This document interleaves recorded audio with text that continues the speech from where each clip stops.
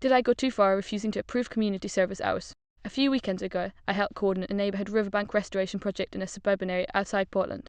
The event ran from 8 o'clock until noon, and many local high school students attended because they needed community service hours to satisfy graduation requirements. The process was straightforward. Participants checked in when they arrived, helped with the cleanup, and at the end of the event verified the number of hours they had actually worked.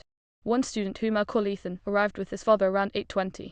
He signed the attendance sheet, grabbed a safety vest and collection bucket, took a few pictures near the registration tent, and walked toward the work area. For a little while I assumed he was participating with one of the crew scattered throughout the park.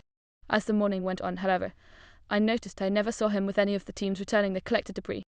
Since I was busy organising supplies and tracking volunteers, I didn't spend time searching for him.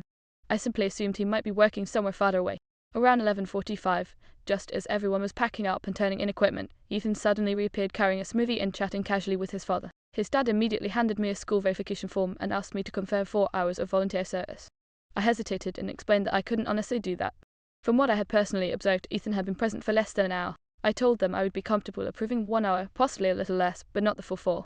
His father became visibly irritated and insisted that Ethan had been helping along a different section of the river trail all morning.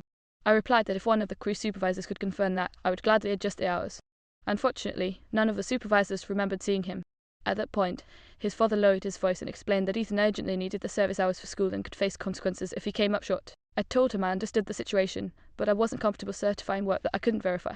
The conversation quickly became tense.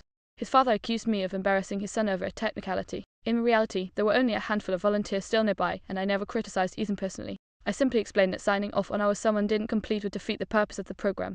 In the end, I approved 1 hour of service and returned the paperwork. Ethan barely looked up from his phone during the entire exchange, while his father left clearly frustrated. Since then, I've wondered whether I handled the situation too rigidly. Part of me feels bad because the student may now have to find another volunteer opportunity. On the other hand, community service requirements seem meaningless if people can collect credit for hours they didn't actually work.